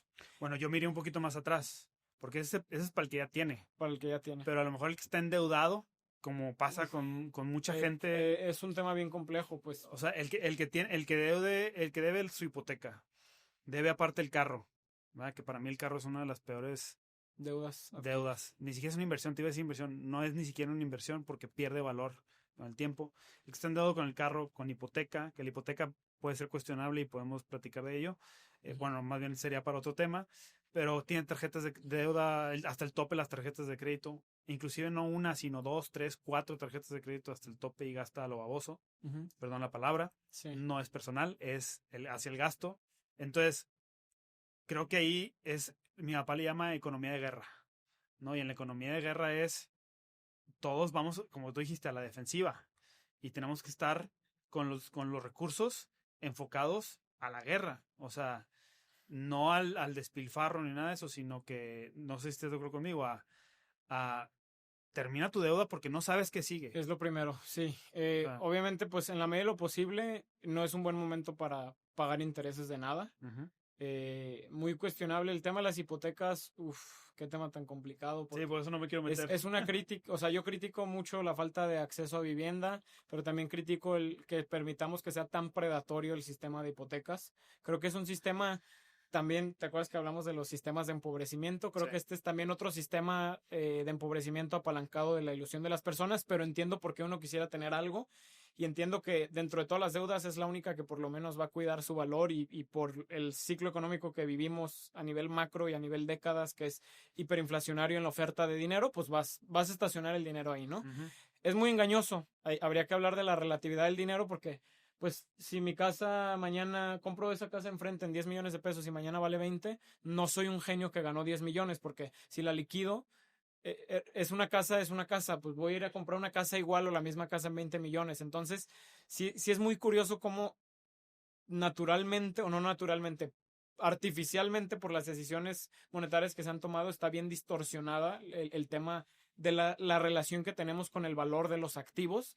Y entonces, ¿cómo nos hemos confundido que el mundo va bien porque los activos están subiendo de precio? Pero bueno, ahí está el dilema de precio y valor que podemos entrar después. Pero lo que quiero decir, regresándome, es, o sea, yo ahondaría en esa tesis de economía de guerras. Estoy seguro que tienes más desarrollada que yo. Yo iba a decir lo mismo de otra manera. O sea, hay que estar listo en varios frentes. Hay que ver de qué nos podemos deshacer que nos puede dar liquidez inmediata. Hay que ver cómo matamos los intereses. Hay que detener el endeudamiento. Hay que represupuestar. De ser posible, hay que buscar fuentes de ingreso alternativas. O sea, desde ahí ya estás dando como 4. Sí, son... No te endeudes. O sea, si las ponemos así en parálisis, no te endeudes. Busca liquidez, que significa tener dinero disponible. No en el banco, sino que tengas dinero disponible. Sí. Puedes tener una casa que vale, ahorita decías tú, 10 millones, pero para venderla, eso no es liquidez, sí. ¿no? Entonces es difícil tener liquidez. Entonces, recapitulando, deuda, ya sé que traemos el tiempo ya un poquito corto, es deuda, 0 deuda, tener la mayor liquidez posible. ¿Qué otra dijiste? De ser posible buscar fuentes de ingreso alternativas y volver a presupuestar. O sea, digo, porque en el ejemplo que diste, pues es alguien que gasta mucho, quizás más de lo que debería, y pues no es la manera de hacer las cosas ahorita. Entonces, cuando tú dices economía de guerra, lo estás diciendo con un estilo un poquito más agresivo, que me gusta. Ya viste que en el discurso me gusta hacer más, porque luego no queda claro, ¿no? Yo lo digo a la defensiva porque es un formato escrito, más formal, va para un periódico, otro tipo, un periódico, entonces, pero sí. Sí, correcto. Oye, pues, si quieres que nos vayamos hasta las 4:30, no hay tema, Ya me escribieron. No tengo tema, para que sepas. Órale. Eso se puede cortar, ¿no? Sí, todo esto acá. El mago. Va. Entonces, sigue. Vale.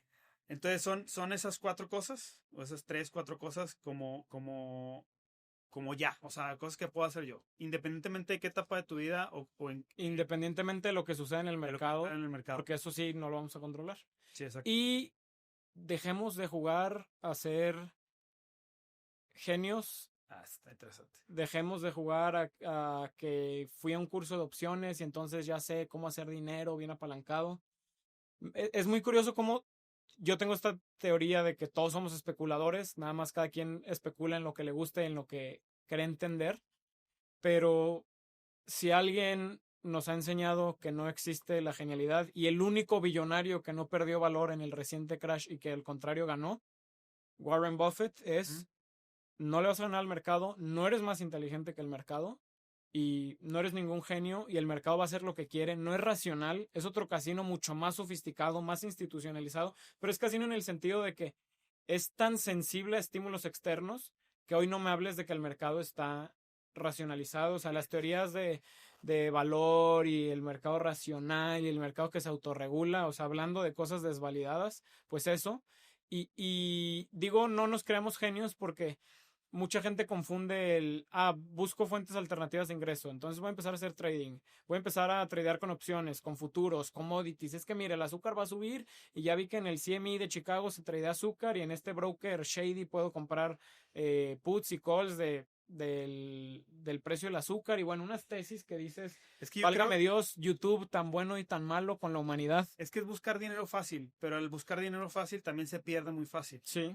Entonces va de la mano, ¿no? Y yo creo que el generar dinero, una vez leí un libro, de hecho que el que fue el libro que me hizo interesarme mucho sobre finanzas, fue un libro de un rabino que se llama Daniel Lapin, que él decía, el dinero viene por la generación de valor. Sí, que a eso iba a ir. Y eso es lo que te iba a decir, o sea, es que suena tan trillado y quiero buscar otras palabras para decirlo, porque luego es difícil explicarlo. Busca generarle valor, o sea, cuestiónate, ¿esta fuente de ingreso que estoy buscando le genera valor a alguien? Si la respuesta es no, muy shady, te estás creyendo genio y no me gusta, no lo recomendaría yo. Cada quien puede hacer lo que quiera, no soy nadie para juzgar, yo te lo dije en la comida, me siento hoy con la autoridad de decir eso porque yo ya pasé ese camino de creerme muy listo, muy hábil y que yo lo voy a ganar al mercado. Y bueno, hoy tengo otra completa tesis en los diversos instrumentos que utilizo y mi planteamiento personal de inversiones se ha vuelto mega conservador contra lo que yo era hace 24 meses. Entonces, dicho eso, pues a la gente le puedes recomendar muy bien el filtro de estás generándole valor a alguien y si la respuesta es no, pues probablemente es algo peligroso, shady. Pero generar valor, vayamos a aterrizarlo un poquito. O sea, aquí en Guadalajara, vender tortas ahogadas, pues estás generando mucho más valor que es a lo que voy, tradeando exacto. puts de azúcar. Es correcto, a las 3 porque, de la porque mañana. estás alimentando a otras personas. Asegúrate tú desde tu punto de vista no como generador, como productor de tortas ahogadas, que el pan a lo mejor sea recién hecho, puedes empezar a cambiar de que el pan sin gluten, o sea, hay tantas cosas Sí, detrás de la podremos torta ahogada hablar para generar de valor, de ¿no? palancas para que generes valor como negocio, de aumentar tu valor percibido, pero en general, o sea, lo puedes reducir a esta actividad potencialmente va a generar valor, sí o no. Oye, pues es un momento muy ilíquido del mercado. Me gustan mucho los planteamientos de las startups que buscan hacer un poquito más líquidos los mercados. También tienen el problema de que compiten en un mercado que tiende a casinizar todo, a quererlo volver un tipo casino y muy gamificado y eso genera sus problemas. Pero pues a mí se me haría muy interesante, se me hacen muy interesantes todos los modelos que ahorita habría mucho espacio para encontrar el cómo conectar la liquidez en un entorno que no la encuentra, ¿no? Es que eso de casinizar, te voy a decir cómo yo lo veo como el Starbucks. Starbucks ya no vende café, ya vende la tarjeta donde le metes 100 pesos o 200 o lo que tú quieras. Entonces ya no es un negocio de cafés, es un negocio financiero. Entonces ahí tienen tu dinero y ellos trabajan tu dinero. Sí. Porque ahí le metiste, digo, los que le meten 100 pesos es poquito, pero hay unos que le meten 1000 pesos. Y tienen un 20% de no uso de... Exacto. Entonces, ¿y eso quién quién está agarrando ese dinero? El mismo Starbucks, Sí. que no te está dando a ti ningún valor por tener su dinero, ni siquiera te está dando intereses por tener el dinero en su tarjeta. ¿Me ¿no? explico? Pero bueno, habría que ver, muy interesante si citáramos otra vez al maestro Ruelas Gossi, Ajá. pues muy interesante la red de valor en la que te atrapan, ¿no? Exacto. Que te llevan a hacer eso, porque... Eso es otra cosa, exacto. A ver, yo te diría, ¿cuánto tiempo te tardarías en tener la confianza y la marca para que la gente para ser tu banco? Porque Starbucks, es muy famoso ese video de... Sí, pero lo hablo desde el punto de vista, lo hablo desde el punto de vista cliente, no desde el punto de vista Starbucks. Ok. Me explico. Entonces, en la economía de guerra, que es la que yo le llamo ahorita, es, pues, para que le das el dinero al otro, o sea, busca más la generación de valor en realmente generar el valor. ¿no? Y yo insistiría en la parte de generar valor porque realmente, sobre todo alguien que estuviera en una situación como la que tú comentas, pues está en un dilema, ¿no? Está en un problema.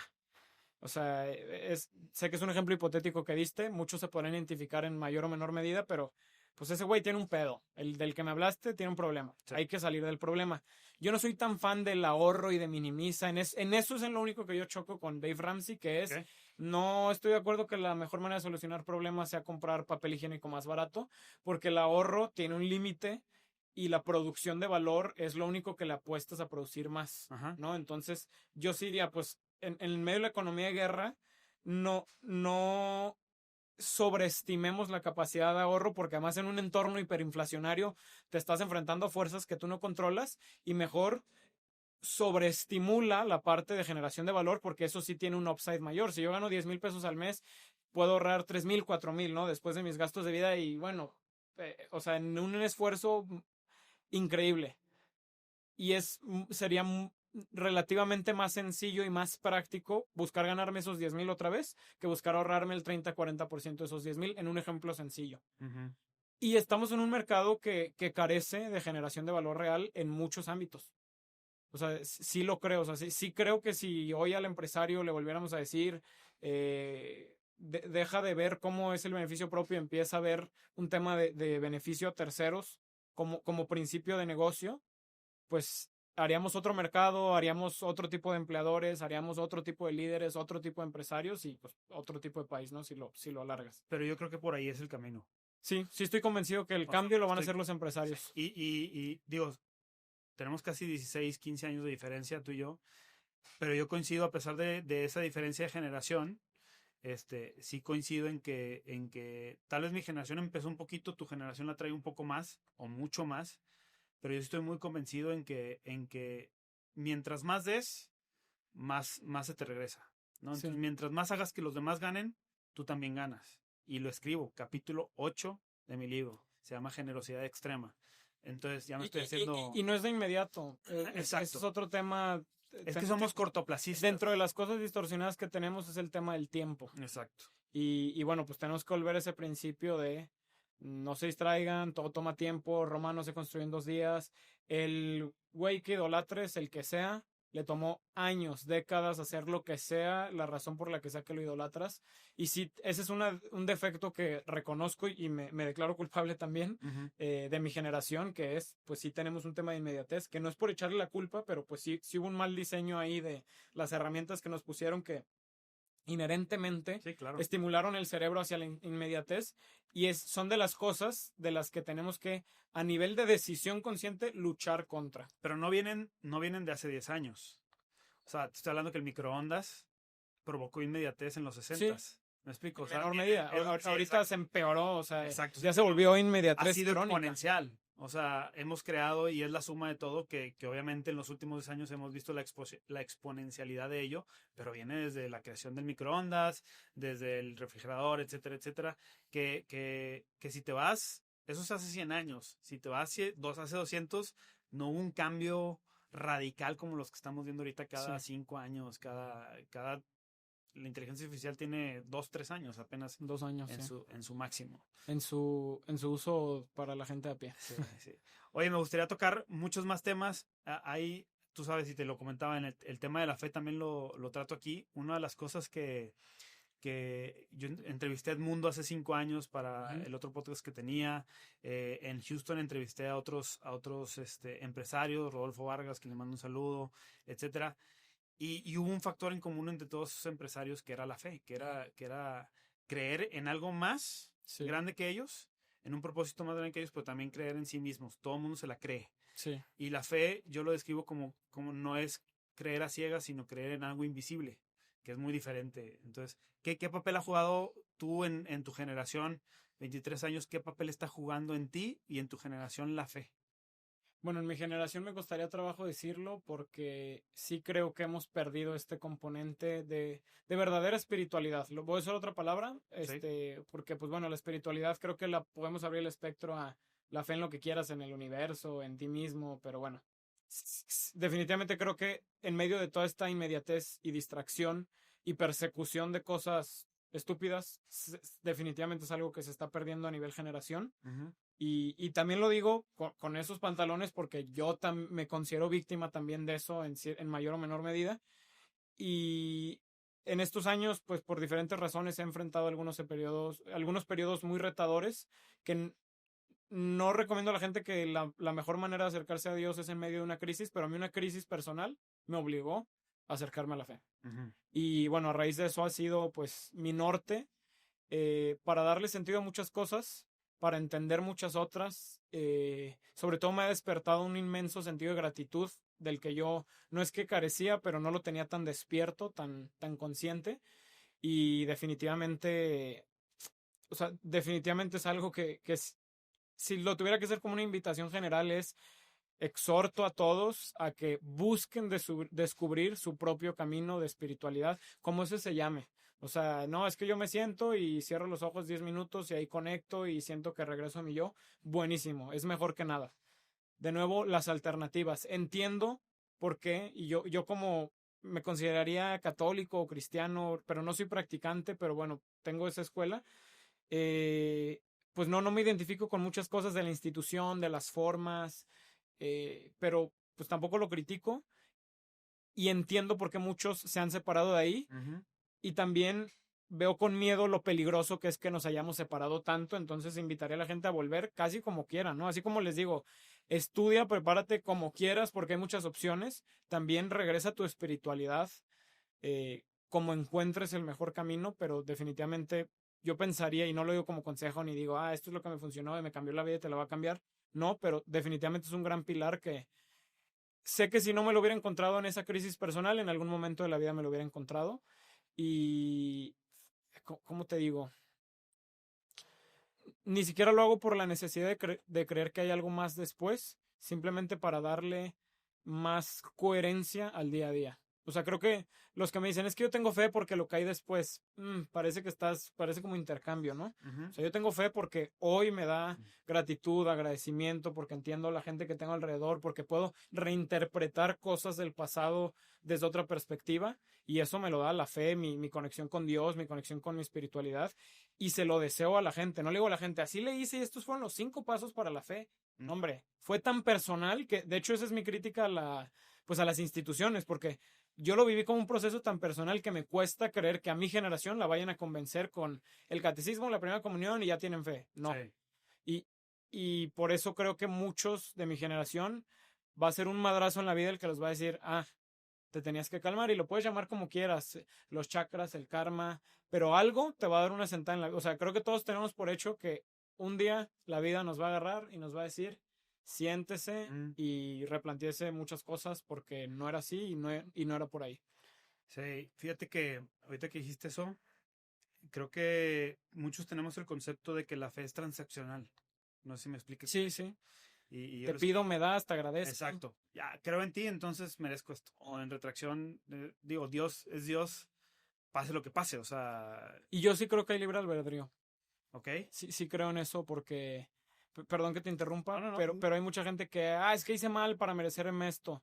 Sí creo, o sea, mi creencia vaga, lo voy a decir vagamente porque ni siquiera nunca lo he puesto en palabras, pues Dios sí nos da la oportunidad de decidir qué hacer con la vida, con nuestros talentos, nos da cosas y nos pone retos, pero uno elige qué hace, ¿no? O sea, yo a lo mejor puedo ahorita estaría persiguiendo la carrera de fútbol en una tercera, en una segunda, y no fue el plan de Dios, o sea, yo lo seguí, obviamente guiado por muchas cosas, o sea, no estoy eliminando la noción del plan de Dios, pero sí creo que si fuera una persona, es una persona que te dice, pues te di tanto y ahí está el libre albedrío y pues tú haz lo que quieras, ¿no? Y creo que, y también me gusta pensarlo así para entender también muchas cosas, pues que hay problemáticas, ¿no? Entiendo a los que dicen, y entonces ¿por qué el mal? Y entonces ¿por qué esto? Y sé que puede sonar muy barata la respuesta de, pues es que hay un libre albedrío, pero pues sí lo pienso así. Digo, estoy completamente de acuerdo contigo y va con ese tema de que pues la fe no es transaccional, completamente. Yo caí en eso, o sea, en de que es que, no quiero decir toda mi vida, pero he tratado de hacer todo bien, conforme a las normas morales o espirituales, no sé qué. Sin embargo, hubo una época en mi vida donde no obtuve los resultados que por tener esa fe, y la digo entre comillas, pues no obtuve, pero me di cuenta que no es así, o sea, la fe no depende del resultado, ¿no? O sea, no depende, o sea, no tenemos fe por lo que venga, sino por lo que es. Por lo que es. La fe es relacional, y no es es transaccional. Y eso, exactamente. O sea, en sus usos, yo pensaría que la fe es muy parecida al amor. Okay. Es incondicional, está, ¿no? Uh-huh. O sea, si mañana llega tu hija y te avienta un refresco en la cara, no la vas a dejar, no la dejas de querer. Te puede despertar una emoción, te puede despertar incomprensión, pero pues eso tiene que ver con tu persona. Ajá. Pero no se fue el amor, no desapareció, y tu hija no dejó de ser tu hija, ¿no? Entonces, me gusta entenderlo así, que además diría que pues no hay nada más parecido al amor que la fe. De hecho, cuando yo pasé la crisis de fe, ahorita que dijiste eso, híjole, me acordé, porque cuando yo pasé una crisis de fe, casi me leí toda la Biblia buscando respuestas en menos de un año. O sea, me la leí muy rápido. Uh-huh. Y fue de los momentos más conscientes en las que he leído, y me di cuenta de algo en general, en toda la vida. Que Dios se relaciona con el ser humano de dos formas. Forma matrimonial y forma padre-hijo. Así es como menciona así. Entonces, nosotros nos podemos relacionar a Dios. Así como dices tú, Dios nos sigue amando a pesar de lo que hagamos. Y eso casi nadie lo entiende. Porque el amor lo tenemos muy mal definido, pero ese es tema para otro podcast. Sí, sí. Pero Dios nos sigue amando a pesar de que aventemos esa coca en la cara. Claro. Nos sigue amando y eso no lo entendemos, no lo logramos entender un poco. Pero también esa relación matrimonial de infidelidad y fidelidad.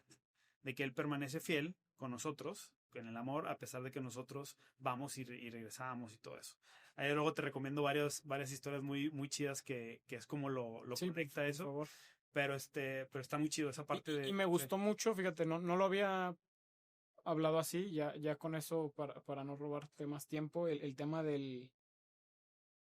la fe en uno mismo. O sea, si la fe es el amor y la fe en Dios, o sea, la fe es amor a Dios, pero la fe debe ser también fe hacia uno mismo y amor hacia uno mismo. Porque sí creo que en o sea, si tú podrías decir, cuando se rompe la relación con Dios, se rompe la relación con uno mismo. Por eso sí creo, yo no digo uno es Dios, todos somos Dios, no me gusta esa manera de parafrasear las cosas, pero sí creo que Dios está en todos nosotros, en ese sentido, porque sí o sí, tú rompes con Dios, tu relación, tu creencia, tú rompes contigo. O sea, no hay, creo un chorro en mí, pero no, el Dios no está allá. O sea, por lo menos en mi comprensión de la vida y con la gente que lo he hablado, siempre el rompimiento es de las dos. O incluso, no te sabría decir cuál es primero, pero cuando tú rompes contigo, también empiezas a romper la relación. Pero te voy a decir por qué. Porque no se nos enseña o se nos ha enseñado a que confiemos en Dios. Pero nunca se nos ha enseñado en que Dios confía en nosotros. Y es ahí donde y ahí es podríamos regresar. Donde cuando tú dices, Dios, digo, sí, todos los que creen en Dios o Sí, creemos claro. en Dios, el creador del universo confía en mí, te cambia la perspectiva de lo que puedes hacer, de lo que eres capaz de hacer y de lo que tienes en tus manos, y lo poco o mucho que tengas, eso lo puedes convertir o hacer crecer y multiplicarlo, pues, en la medida y en las dimensiones que sean. Yo siempre he dicho que Dios no mide cantidades, Dios mide porcentajes. Entonces, si yo tengo un peso y gané el 500%, se van a convertir en 5 pesos. Pero si tú tienes 500 pesos y ganaste el 10%, ¿quién ganó más? Yo gané más porque yo hice el 500%. Entonces, Dios no mide cantidades, Dios mide porcentajes. ¿Qué haces con lo que tienes? Y eso es más como lo medimos. Bueno, no sé. Sí, me gusta, no me gusta llevar el ejemplo al dinero, me gustaría llevarlo a algo más. A algo más, lo hice más, sí, porque sí, es más cuadrado. Fácil de tocar. Más fácil de entender. Pero bueno, Diego, muchísimas gracias por estar aquí. No, gracias a ti. Una última pregunta nada más. ¿Para ti qué es trascender? Para mí trascender es hacer cosas que importen. ¿Que importen a quién? A los demás. ¿Que importen en qué medida? En una medida positiva. Entonces, trascender es eso. O sea, no sé, yo podría decirte, es que, me gané la lotería y me compré un yate y vivía ahí en Miami y iba al estadio a ver a Messi cada fin de semana. Suena padre como para un plan de un fin de semana, pero qué irrelevante y qué poco importante, porque sí diría, ¿y a quién le importa? Uh-huh. Oye, pues nunca me gané la lotería, pero fíjate que los sábados iba y servía a un grupo de, no sé, de personas que estaban en situación de calle, les dábamos de comer y platicaba con ellas y el sábado les alegramos la semana. Qué importante para esas 20 personas eras tú en ese sábado. Entonces, la trascendencia no la mido no me gusta cuando la magnifican a que me conozcan y impactar 1 millón de emprendedores. No, se me hace demasiado egocéntrico esa medida. La medida tiene que ser no en cantidad, sino en impacto, en cuestión de a cuánta gente le importa lo que estás haciendo, uh-huh, en un sentido positivo. Y que le importe no significa que le cambies la vida, que le importe es, tuvimos una buena conversación, me diste un buen consejo, me escuchaste, fuiste el hombro donde lloré el día que se me murió mi perro. Eso es importante. Entonces, trascender es ir por la vida haciendo cosas que son importantes para los demás. Sí. Muchísimas gracias. Gracias a ti. Has puesto tiempo. Gracias.